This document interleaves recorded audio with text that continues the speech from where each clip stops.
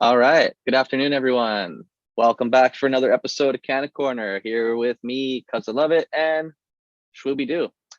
Last week we went over a little bit of talking to new growers and asking them questions about how they want to set up. We had a few questions. We talked about, what kind of budget do you have? What kind of space do you have to work with? What's your goals? How much weed do you want to grow? What are your limits? How many plants can you grow? We, since we're basically a Canadian show, we assume everyone's trying to grow their 4 plants. And we're going to focus most of our chat on a 4-plant grow going forward. So today's episode, we're going to talk a little bit about environment. As an experienced, semi-experienced growers, once you start doing your first few rounds, you'll notice the main thing to getting good weed is going to be genetics, obviously. But other than that, it's how strong is your light, so that your plant will do photosynthesis really strong. And environment. I always say environment is everything.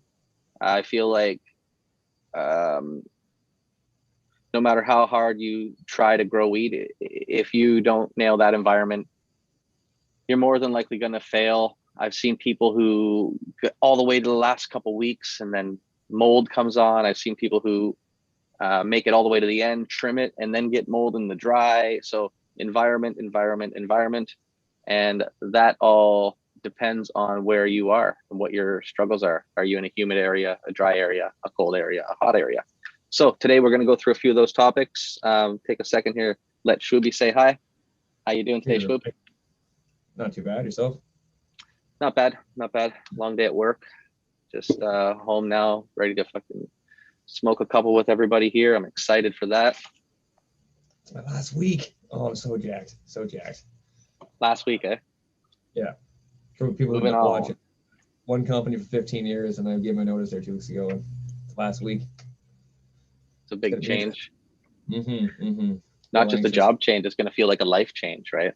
Yeah. Well, I'm 30. I've been there 15 years, like literally half my life. So it's wow, that's crazy. Yeah, it's a bit of a jump.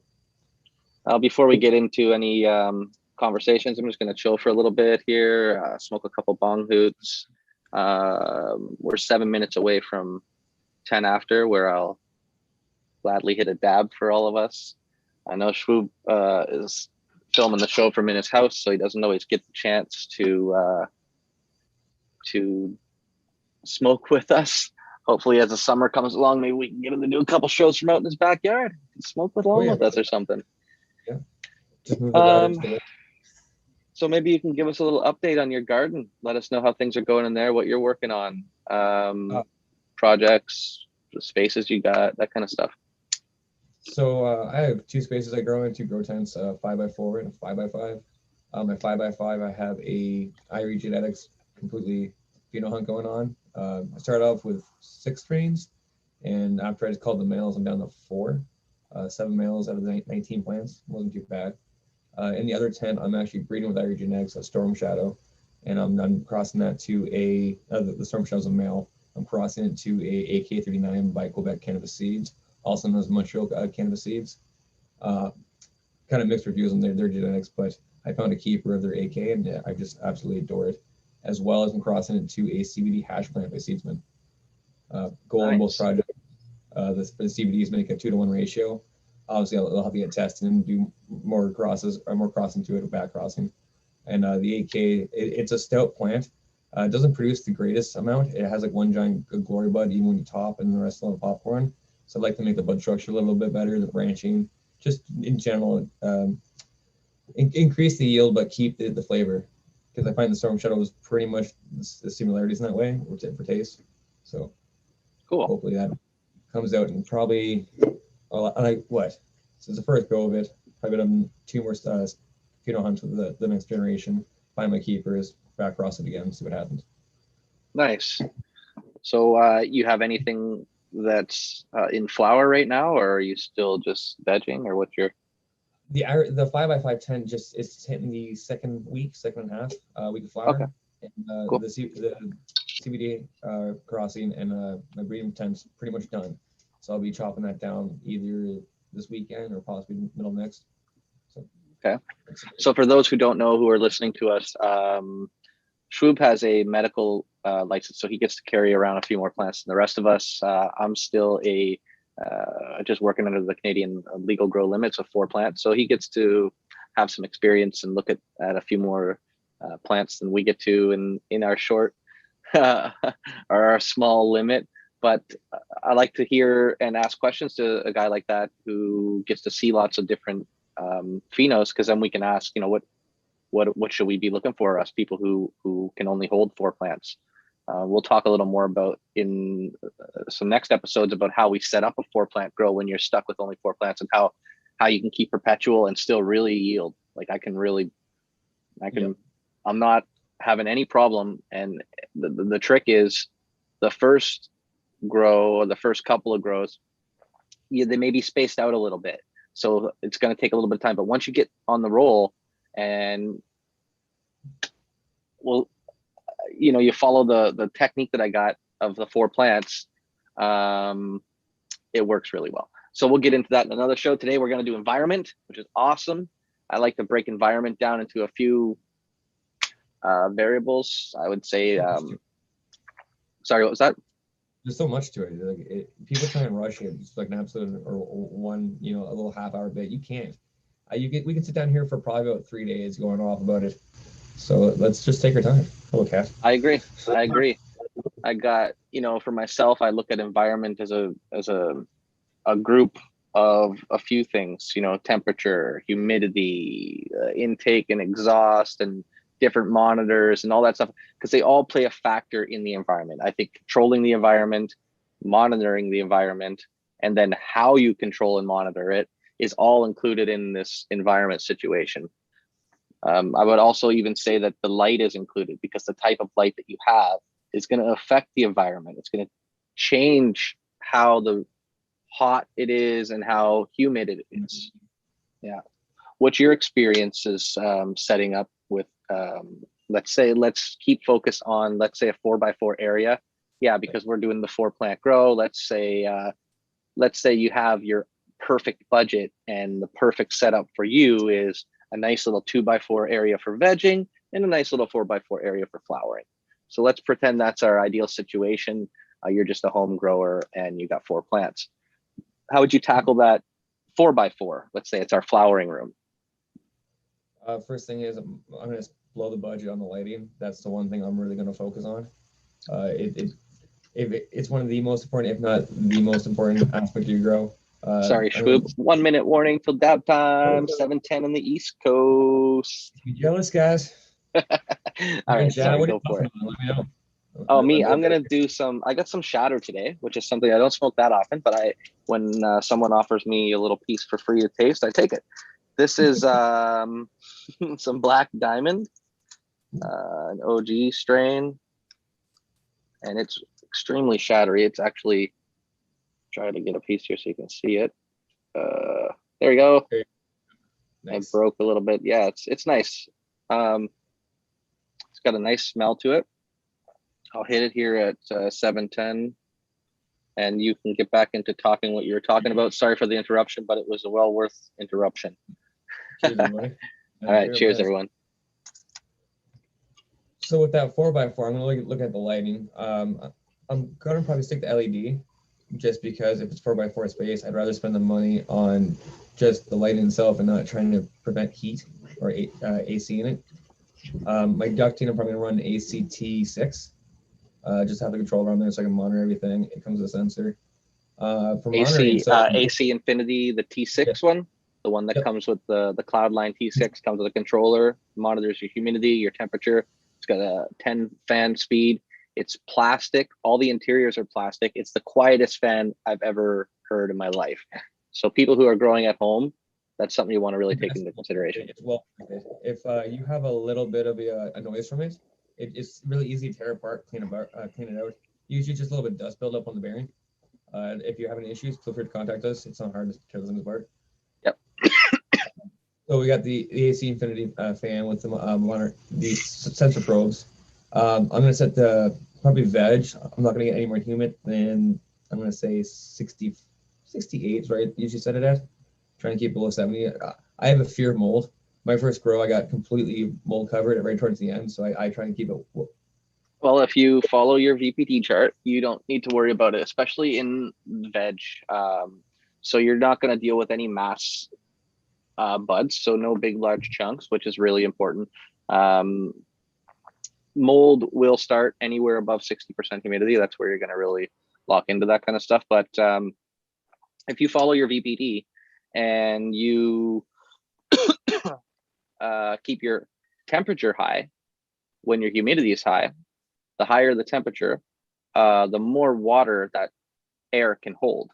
So you can be as high as 70%, no problem, because the air could technically go up to 100%. At 100% is when it would start to turn to droplets and fall. So as long as you keep your temperature up, you can bring your humidity up, and then we won't have the issue of that water that's in the air condensating on the leaves, and that's where we have our problems. So yeah. LEDs I use, I'm generally on the cooler side. I would like to put a heater full time. I grow in the basement, my cold room. No matter what time of year it is chilly in there. So that's just a bit of a challenge that you have to deal with. But let's speak ideally. So let's say ideally, if you had the perfect control of that 4x4 area and you didn't have to worry about it being in your basement or whatever, you had the control of it, you would want it to be sort of between, I would say 81 to 83 degrees Fahrenheit relative room temperature. Sorry, 81 to 83 leaf temperature. So your room temperature could be usually about 3 to 4 degrees higher than that with the LED, because the LED doesn't have that radiant heat. Infrared heat. For the HPS or HIDs, I'll be the first to say that I've started with LEDs. I've made the initial cost to save a little bit of money. So when I ran HPS, my room used to try to be 77 to 78, but my leaf temperature would still be 81 to 83 because they put off a radiant heat that warms the surfaces of area, right? Where the LEDs don't warm surface. That's right. So the my LED room may be 84, 85. I've even seen I've had to have it as high as 86 to get my leaf temperature to where it needs to be, depending on your airflow and all that other stuff that's going on in there. And I use just one of those little radar guns, little laser guns, to measure the temperature of my leaf surface. Cool. Please. Yeah. All right, keep going. I like how when you're explaining, I get to stop and ask you questions about how you handle it. So yeah. So we got lights, and we're talking about yep. I don't run an intake. I run a passive intake. For people who understand what I mean, is the tent you're growing in or the space you have. Usually the tent will have a flap on the bottom. It just allows air to get sucked through to the carbon filter. Just depending on the way you set it up. I usually run the carbon filter inside, run the ducting out to the fan mounted to the wall, and then outside the house. Okay. So I don't deal with any humidity in that extra basement.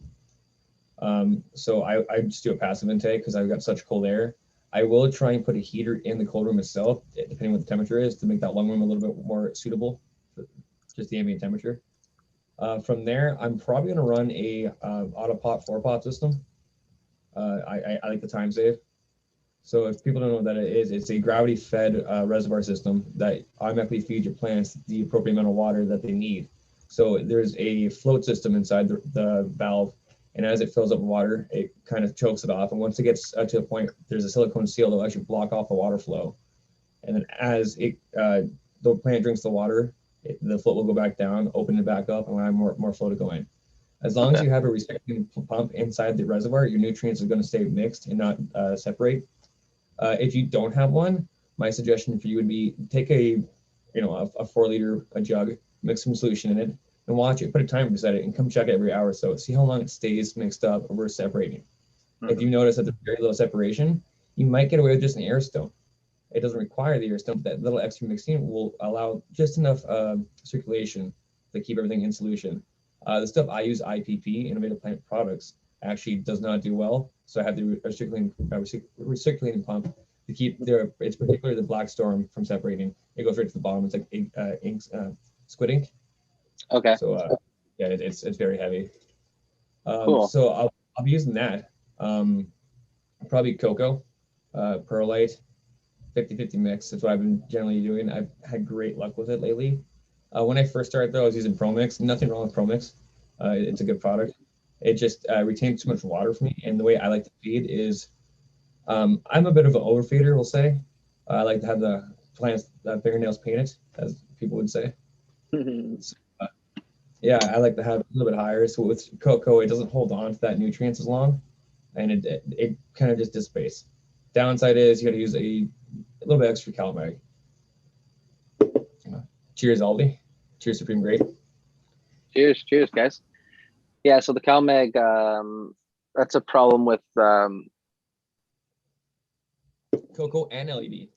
yeah, well, LED, it's a phosphorus for. Yeah, but the cocoa just doesn't hold on to it, right? It doesn't have it. It doesn't hold it like the peat would. Yeah.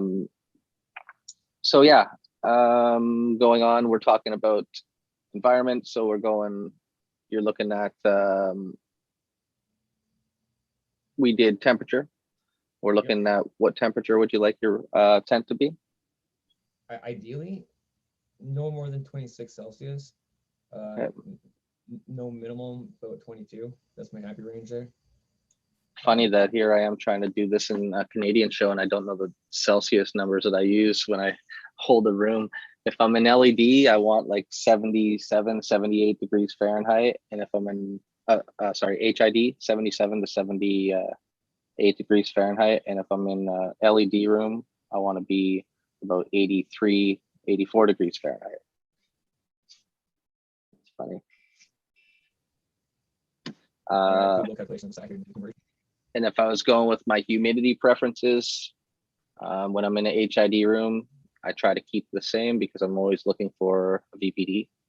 So if I'm at 77 Fahrenheit with a least surface temperature of 81, I want to be up in 60s, percent humidity. When I'm flowering, or I drop temperature after week 5. So week 5, 6, 7, 8, 9, my temperature goes down. I also drop humidity. I try to stay in VPD the whole time. When I'm, pardon me? Do you drop your light schedule as well? Like, do you increase the amount of darkness? I don't increase the hours or decrease hours. I'm a 12-12er. I know some people do like 11-13 and stuff like that. I stay 12-12 all the time, but I decrease the intensity of my light. Okay. Good substitution there. I'm one of those people that I slowly, as the weeks go on, just take an extra half hour, extra hour, and keep adding. I found with plants that take longer to flower, it actually speeds them up a little bit. So if I have a 10-week flower plant, I can maybe get it done in 9.5 weeks, save a couple days. So I've only done the decrease the intensity, but I don't really decrease. I never change the hours on it. See, the light I use, the dimmer is like really hard to get. So you got to take off the controller, and actually it's like a little pin screw. The newer models of it have a little switch, but nope. So if I was a new grower and I didn't want to micro focus on temperatures and humidities and things like that, I just wanted someone to say to me, look, if you're in this range, you're okay. I would say stay between 45 and 60% humidity. And when you get into flower, make sure you drop that 60 down to 45 to 55% humidity. Cheers, everyone. It's 420. Cheers. Let's do a little bone hoop for that. And then I would say your temperature, like I said, in HID, stay between 77 and 79. In LED, between 81 to 84. That'll get you approximately where you want to be. And then once you become an experienced grower, you can start to micro focus. Like I said at the beginning, environment is everything. So don't think that you can just say, oh, I hope I get that humidity and temperature. You really need to stay in that humidity and temperature zone. That'll be where you want to be. I would suggest for people then you can micro focus after that. So if you're a new grower and you want to see what your conditions are, go spend get a hydrometer, or even spend $100, get the monitoring by P&L Grow Systems. Put it in your tent, put some empty pots in there full of your medium, put some water in there, turn the lights, and let it run for 48 hours. Monitor your temperatures before you put your plants in there. It's not hard to do. It takes an extra couple of days, but you know what? You get the information you need. Absolutely. Obviously, when you put the plants in, there's going to be transpiration and it's going to change a little bit, but you get a good baseline what you're going to work off of. I agree. Get anything that you can in there. And I say have as many monitors as you can. So like for myself, I have like 4 of these little just boxes that I get off Amazon that tells you humidity and temperature. That's not as great as something like a P&L system, because it's going to give you like a graph line, and it'll show you dips and swings that you wouldn't see with just these monitors. But get something, and definitely keep in mind that you really do want to go that far. Like I said, environment is everything. So get your hands on a P&L system like that. You can monitor everything. You get really, really good support through them, and a super knowledgeable group of people around there, or should I say one person. Very knowledgeable. Yeah, very knowledgeable. So he'll help you. He'll answer questions and get you everything you need to know environment wise. If you're looking for one, check out the Neighborhood Grows Discord. There's actually a discount code in there. Yeah, there is. And off the top of my head, I'm going to say Neighborhood Grows. So it's NG10. I'm pretty sure it is. If not, go to the Neighborhood Grows discount. If there's anyone from the neighborhood in the chat, no one's here right now. I was going to say drop the Discord. It's a good place to get discount codes, other stuff as well. Yep. So we got off temperature and humidity. We talked a little bit about light and how it affects the temperature humidity. Let's talk about fans. First, let's not even do intake and exhaust. Let's just say fans in the room. All right. I personally have it's a 32-inch tower fan in the corner. It used to oscillate because my tent sucked in and kind of killed that gear system going back and forth. Okay. Now it's click, leave it off. So I have it going diagonally across the room, and I also have 4 fans in the top corners that I kind of keep perpendicular or in line with the canopy. I don't like blowing air down. I like blowing it up. So yeah, you're trying to make like a reverse toilet bowl. Everything gets cycling up and into the exhaust, and out it goes. So I'll generally even have a fan on the floor, a little small 6-inch one, tilted up, to kind of start the flow going. And I got one each corner, kind of either in the same direction.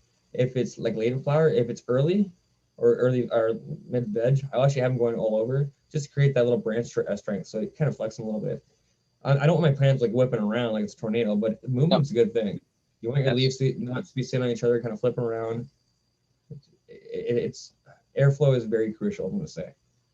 Absolutely. You said some really important things there, like having the air cycling around. You said things about having air below your canopy and above your canopy. I think that's all really, really crucial. I think it's, I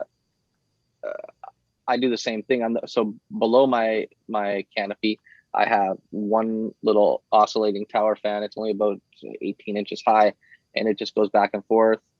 And then I have one fan blowing straight against a wall in there, so it's creating as much of a vortex as I can with the 2 fans.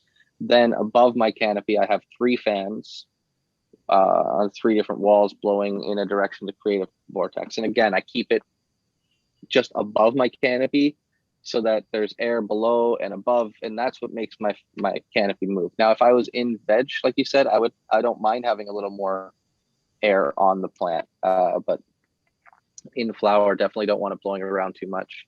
And then I also have one fan blowing on the back of my LED light, because they're just drivers on heat sinks, and the cooler you keep it when it's running, the longer and happier the life of that light will be.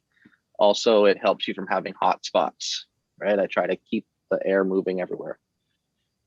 Cool. That's really good information to give someone right there. I believe, you got the air below, air above. Don't beat up your plants too much. Keep it circulating as much as possible. I will say this, if you're in a colder environment and you want to maintain some heat down by the root mass, take your carbon filter, run the duct into the floor to have the hot air drop down into the canopy and out to the exhaust fan. It's a little geothermal trick. Cool. So yeah. Oh, yeah, that's neat. Yeah. Never even thought of that. Yeah. Keeps the hot air going through the tent one more time. Yeah, yep. Absolutely. That's a really good idea. And then let's talk about intake and exhaust. So they're technically hand in hand. So in your exhaust, we obviously know we both use AC Infinity fans. Very, very fond of those. I have used other branded steel ones. They vibrate and they're loud. Vortex and I have a Vivo Sun, and I hate to say it, in the 4x5, and it sounds like a tank in the cold room when I walk in. Just yeah, funny. it's good. It's good. Yeah, it is.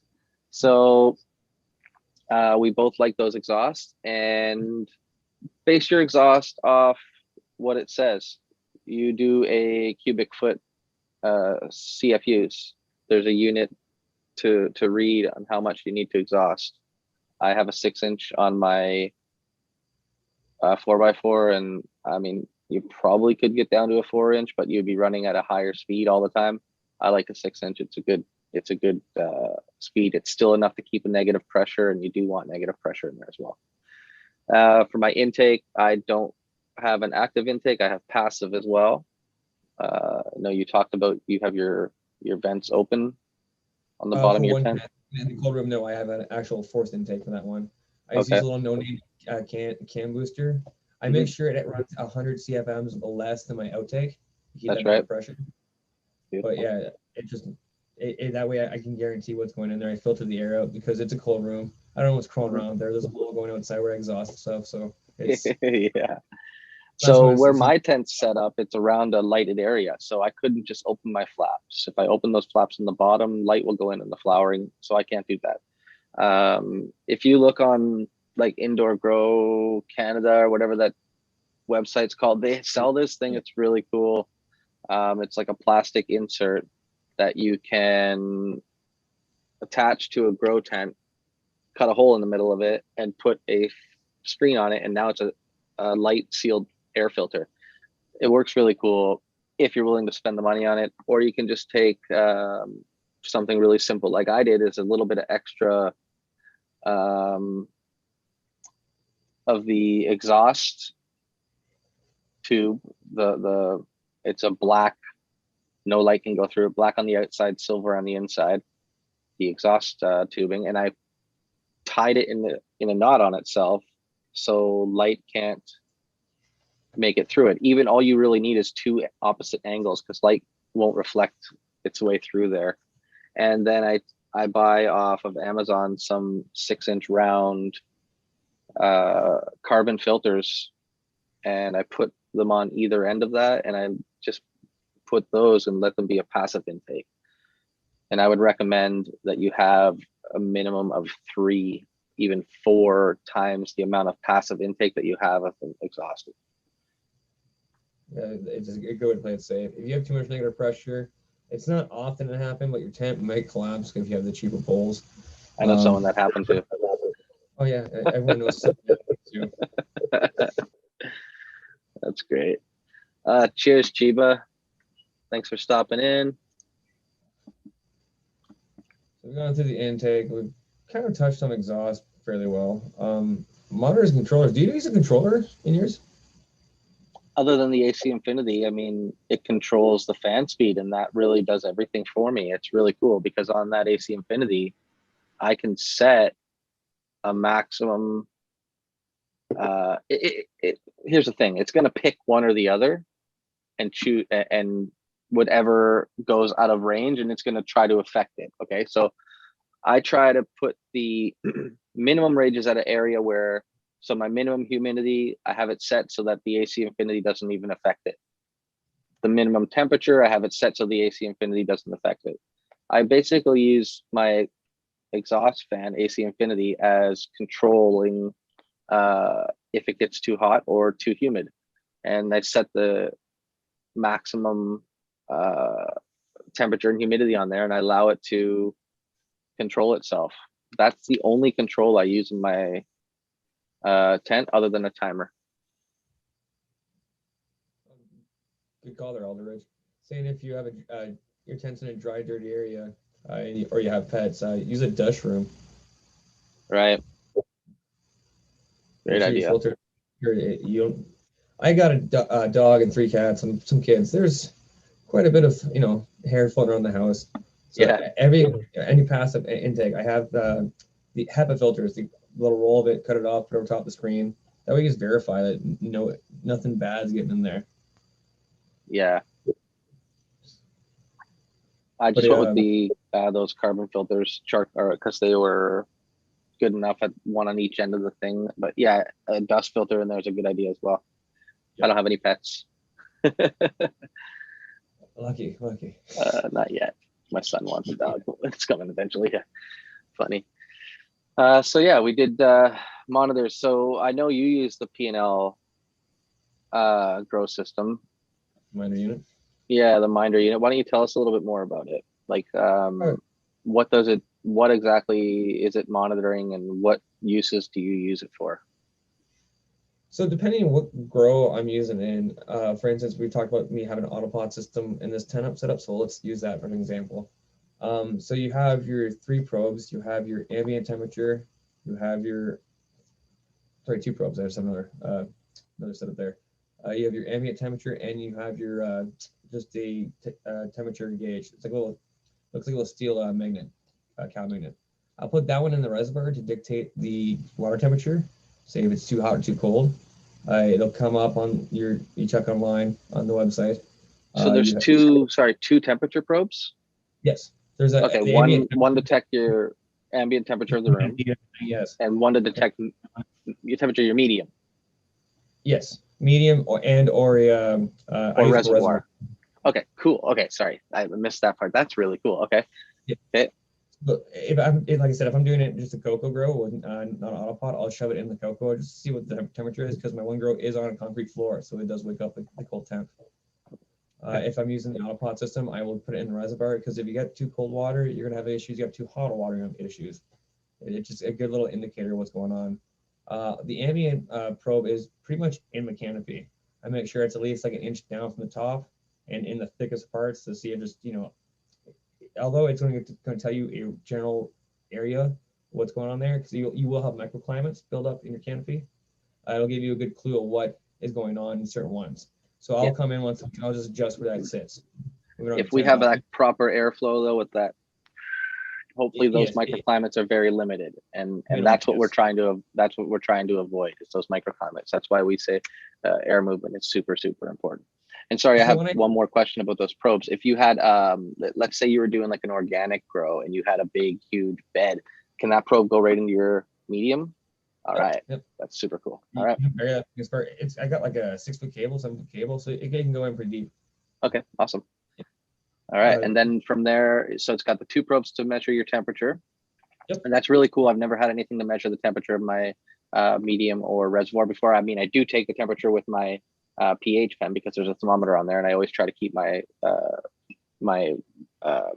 water at like 68 degrees Fahrenheit, between I would say between 60 and 69 would be your levels. Cool. I wouldn't go any warmer than that yet.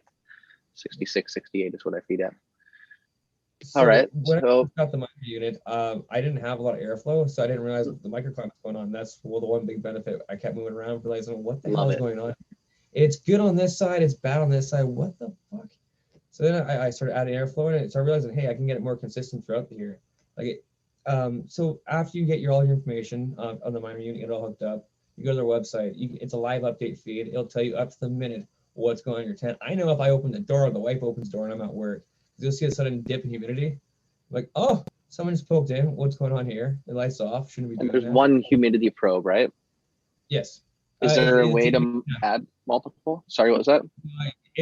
I've talked to people about that. It's the unit itself, all the outlets are used, but he said it is possible to modify it. I imagine we contact him and get a custom built one. He'd be all for that. Money does talk, so. Yeah, I guess so. But the truth is, if you had one minder unit like that, and I mean, in let's say your air's flowing really well, and you get 3 or 4 little monitors in there just to verify that you're equal throughout the 4x4.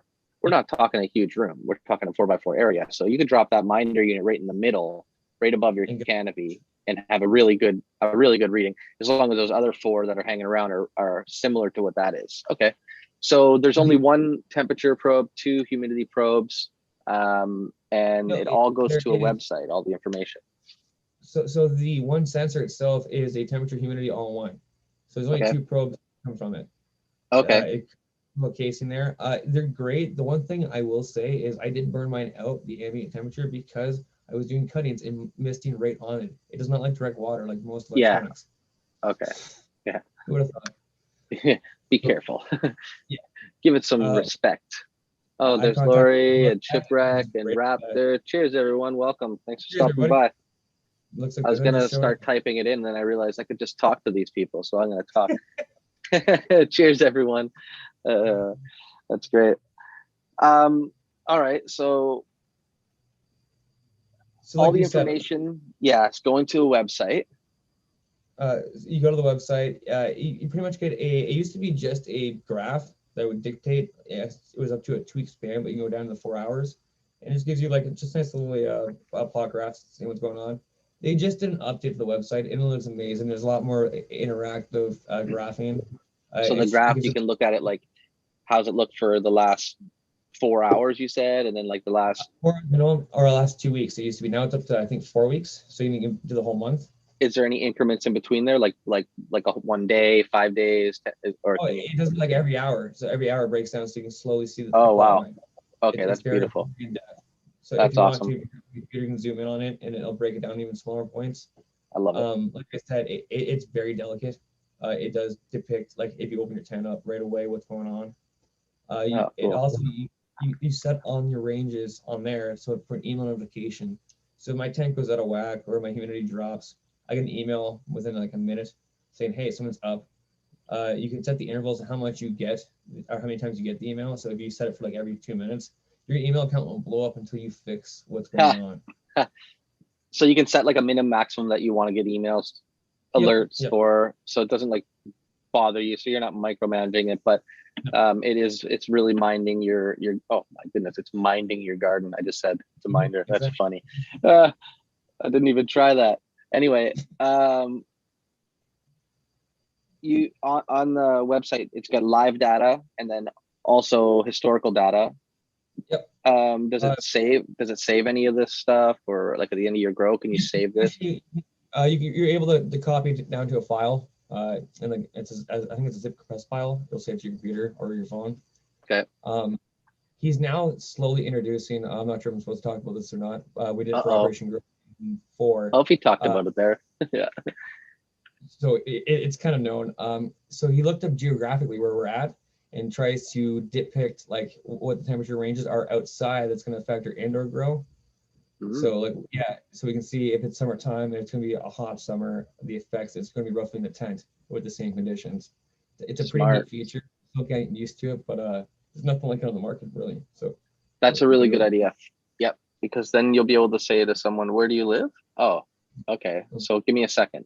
You can look at their historical data and say, okay, this is the kind of stuff that I would think that you need to run in this kind of area, because the information from my minder units tell me that with the outside, this is what the inside's going to be like.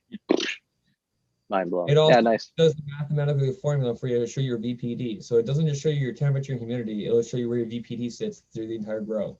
And so it tells you, it gives you a rough example for veg, for flower, where you should be. And it kind of the way I would explain it is there's like your green mark in the middle, yellow on the outside, and red on the like up top and bottom. So and like good, okay, and you should probably try to get in. Okay. So just breaks it down so you can check on it. There are going to be the odd times where it goes out of whack, either because your sensor has fallen down a little bit. Like what happened for me the one time was my ambient sensor was just kind of hanging over the pole.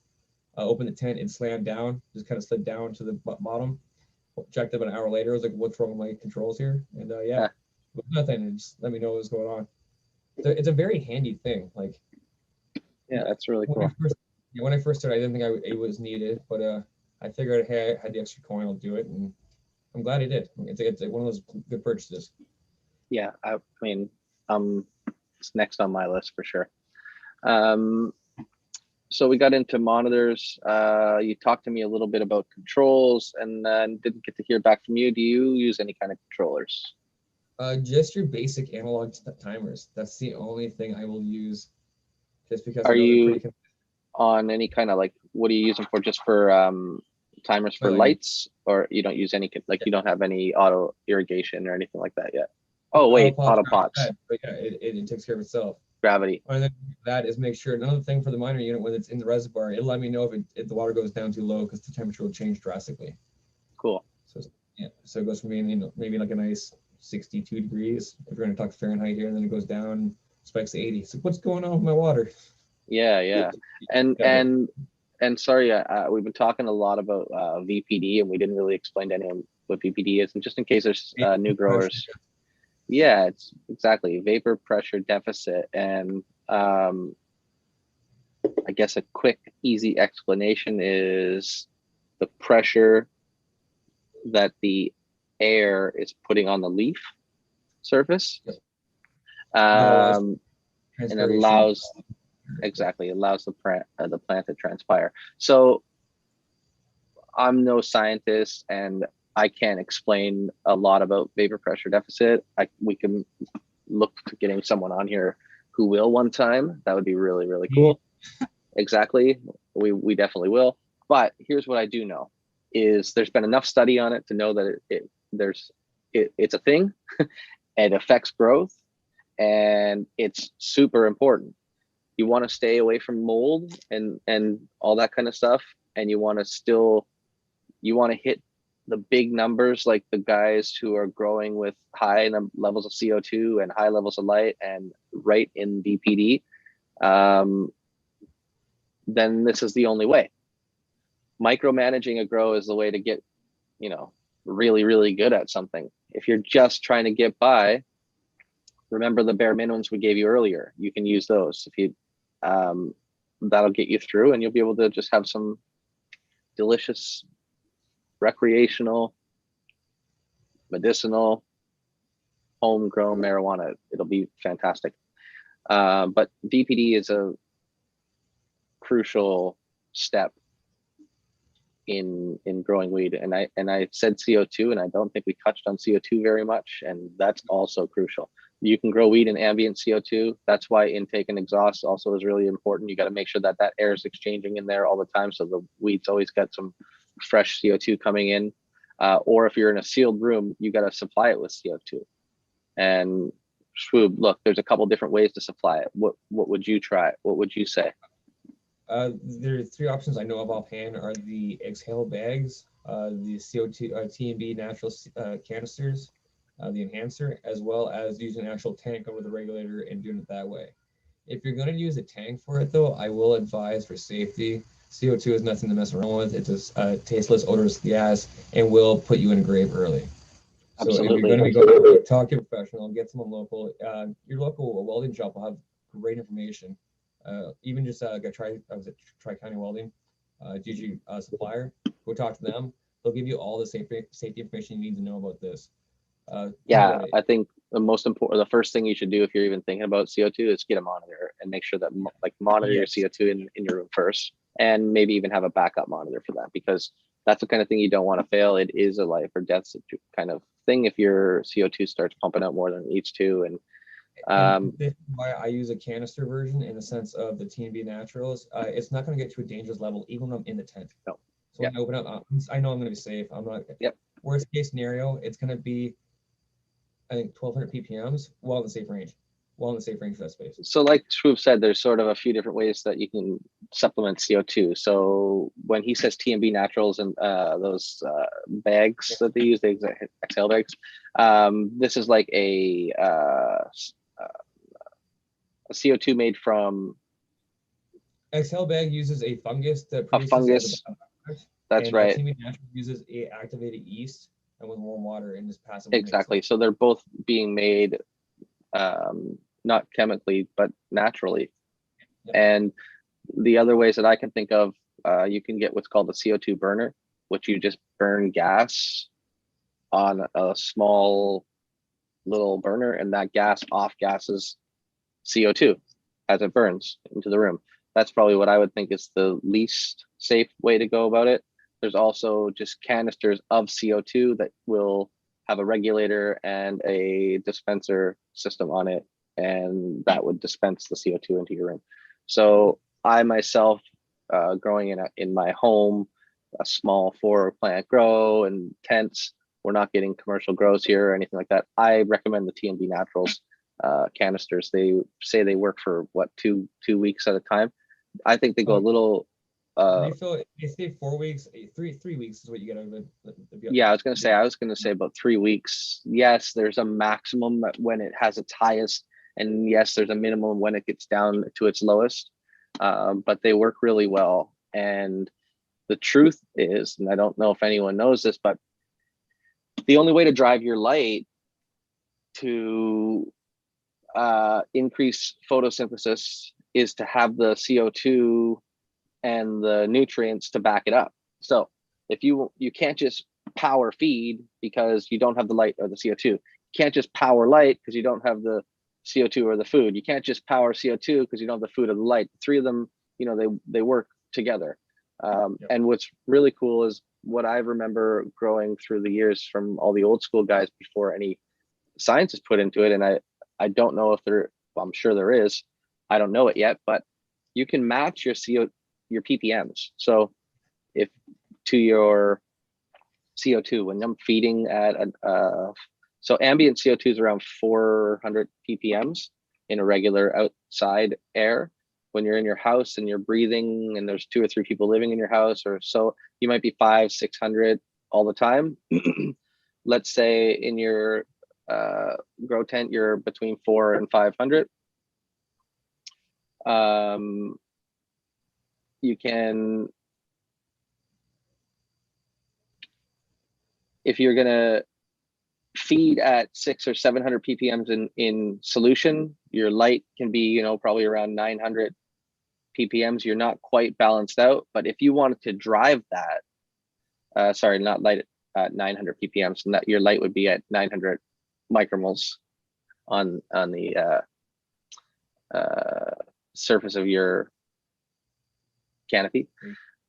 If you wanted to drive that hard and rate, like you're in the middle of flower and you wanted to get to 1,000 ppms of food, or 1,500 or 1,200 ppms of food, you would want to be your food at 1,200 ppms, your CO2 at 1,200 ppms, and your light as close to 1,200 micromoles. You can drive them equally. Woo! Go ahead, tell us about your feeding schedule. How high do you get your feeds to? So with the CO2 at Team Natural canister, I put 3 in the room for my 5x5 just because there's so many plants. And I feed at a ppm of 2,800. It sounds insane, but I do push my plants heavily to see what happens. Especially when I first run them, I want to see what kind of stress they can take. Like I know there's 3 plants in there right now that do not like the speed. So I personally backed off on those ones, but the other ones are just trucking along and they're doing great. So like, and you're feeding in cocoa with that high? Yeah. Are you feeding every day? Yeah, every day. Every day. One feed a day. Oh wait, is this your autopot system? That's my personal grow. Right now I'm doing the fabric pots. If I'm doing the autopot system, I'm usually measuring EC. I don't know why for that, but I've had EC. What's the EC? 3?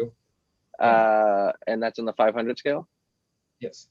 So 3, that'd be 1,500. So you just multiply it by 5. Yeah, so it drops down a little bit. So I don't go crazy with the autopot, but that's a constant feed solution. But when I'm doing the fabric pots, I will give it a heavy feed, and then early in the morning, I'll just give it straight water, keep the cocoa wet. So I'll pH the water, but then that feed, it's getting a heavy feed once a day. So you in cocoa, are you doing like a feed waters? Feed water every day. So I water twice a day. Okay. So you I would recommend just try this. First of all, you're gonna save yourself a bunch of money on food. I would try going down to like 1,000, 1,100 ppm maximum in cocoa, and aim for feeding to runoff. If you're hand watering, then you only want to be in there once a day. You don't want to be in there 3 or 4 times a day or anything like that. So what I would do is I would do 1,000 ppms, feed that straight, and get about 15% runoff, 20% runoff. And then I would check that runoff ppm. And if that runoff ppm is 1,000 to 12, 13, 1,400, then I'd say you're okay. Stay there and keep feeding. As soon as your ppm changes, you really want it to be the same, your runoff to be the same as what you're putting in. Yeah, then you could avoid the water feeds in between. You could avoid trying to bring your ppm down. You could avoid all of the bring it The up and water bring it down, bring it up and bring it down. My tent dries up really fast. I have low humidity. That's one issue I really Okay, struggle with. so it needs to drink more than once a day. That's What size pots are you growing in? 1 gallons. 1 So gallons? yeah. Yeah. So you either That's need why- it up to like a 3-gallon pot so that you don't Well, feed once a day. when I do the pheno hunt, I always do 1 gallon. I don't want to waste the space. No, yeah, it's a pheno hunt. But Yeah. for instance, for the 4-plant grow, I would do 3 gallons or 5 gallons, maybe 7 gallons if I'm feeling really lucky and I know how to run that plant. But yeah, I the 3 to 5. Yeah, that's crazy. Yeah. I So steroid. I'd be worried to feed that way in cocoa, because every time you feed cocoa with no food, you mess with the cation exchange. So that's why you have to use CalMag, because it doesn't hold on to certain elements. And as soon as you run straight water through there, you're bringing it back to where it doesn't want to be. I would suggest just try it one day, see how you like it, or one plant, see if it works. But again, you got the problem of 1 gallons. I don't even know how I would tackle that. Almost being a dripper system just to counteract that, but that would be the solution, or flood and drain of some sort, maybe. Damn kids got me broke. One day. That's really cool. That's cool though. Yeah, it's definitely a different way to tackle it. So we went through CO2. We talked about monitors and exhaust and intake and fans. I think that's most all the stuff that's environment related.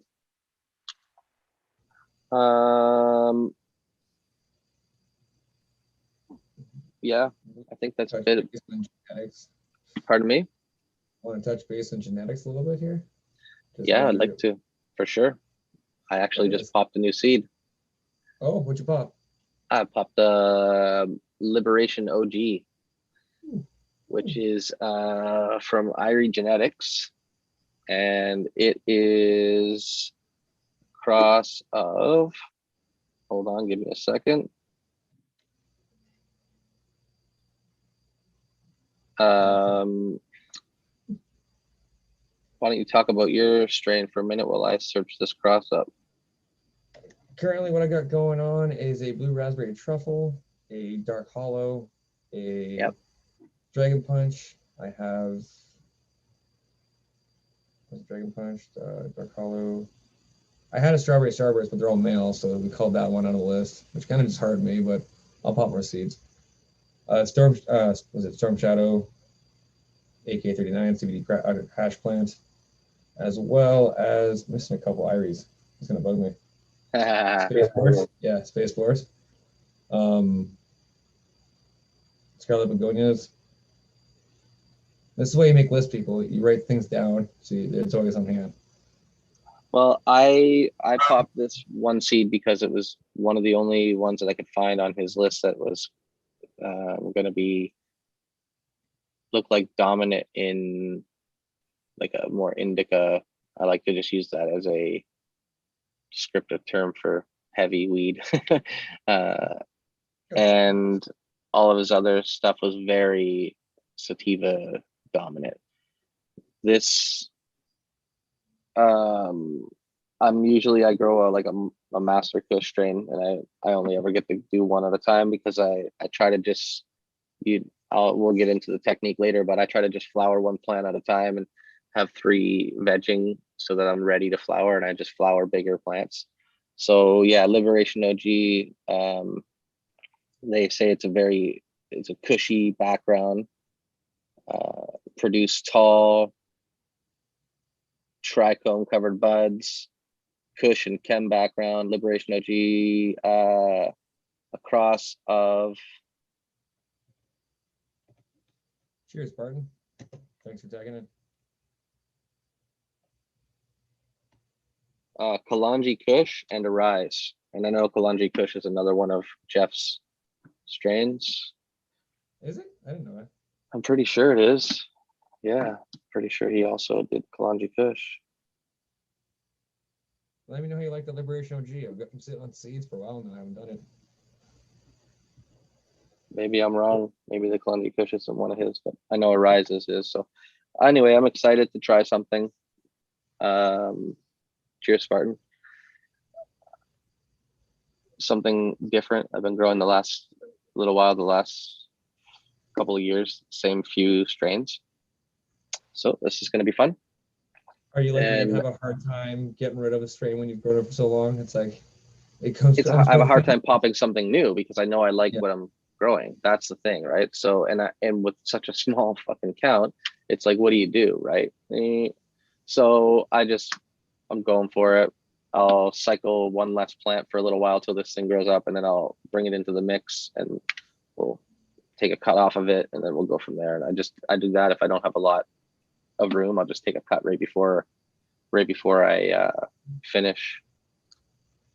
So that's the way I try to make it happen. If you're growing and you know you have a couple buddies starting to grow at the same time, everyone don't grow the same thing. Grow a couple different strains each. If you find keepers, share them amongst yourself. That way you can keep the genetics going in-house. Like you can be growing one strain one time and grow the next one, pass it to your buddy, and keep the best of the batch, and that way it stays going. If you don't have that option, and you do have a bit of biology background, tissue culture. I would suggest tissue cultures would be a great way to keep genetics around. That's something that I know that Rapid Grows is going to be touching base on probably in the near future in the neighborhood grow show. But yeah, it's got really interested in that. It's a good space saver. You said something really key there about having some buddies that grow. If you don't have any buddies that grow, hang around here. Chat in the chat. Follow some of us and some of the people we follow and the people who follow us. Find some friends, make some friends in your area that do it. There's a lot more people growing out there than we think. And I was surprised. We're like, let's kill the stigma. All right. We're in Canada. We're allowed to do this. And more people should do it. Moms and dads should be doing it. Your brothers and sisters, your aunts, your uncles, talk to everyone, get them growing, have some fun with it. And like Troop said, pass some stuff around.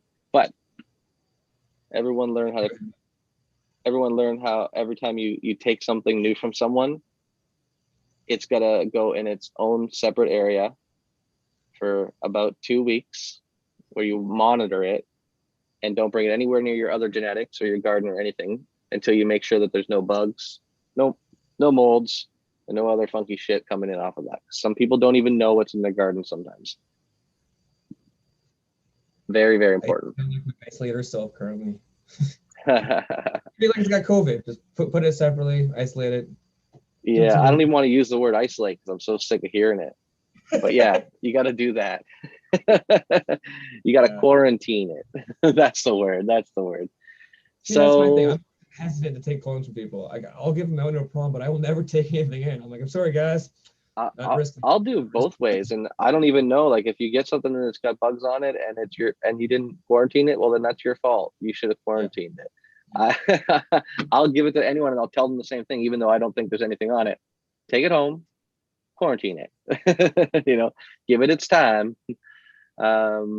Yeah, I know it's fine, but still, I ain't taking the blame. Yeah, exactly. Because that's what will happen, even if it wasn't you. Oh man, had this and this. Someone will be week 3 of flower, about to go in. Oh, I got because cutting. Why do I have spider mites? Did you isolate it? No. Well, learn your lesson. Yeah. All right. So I think that's mostly everything that we're going to go over today on environment. Thanks everyone in chat for hanging out. Drop a like if you haven't already. Tell some friends to show up next time and hang out with us. We'll have a chat. I think we're going to have a couple of shows coming up where we're just going to do some hangouts and get high and just talk random shit. Maybe we'll have a couple of random things, but we're going to continue going on with helping a new grower setup. We did environment today. Environment covers a huge section of it. We talked for 5 minutes about genetics, but we're going to get into genetic selection and what should you look for? What do you buy from the stores, or what do you buy from your friends, or what do your friends give you for free? Because that's what we do here. What do you, yeah. You gift them. That's right. And donations are accepted, but we give things. Absolutely. And that's the best part about it. That's why I say everyone grow weed, so you can all just gift each other stuff. So we'll get into different things like that as it goes along. But thank you everyone for stopping by. Follow us on Instagram. Follow us in YouTube here. Make sure you get the bell. Schwoob, anything else? Just find me on Instagram and Shwoobadoo. Canna Buzz, the Growing Buds. Facebook, the Growing Buds. I know you're asking why two different things. I have a little side company I consult. So that's the Growing Buds. But if you want to see what's going to grow, Shwoobadoo is my Instagram. I usually post pictures. I try and do it weekly, but I'm getting pretty bad with the kids. It's a busy time. All right. Thanks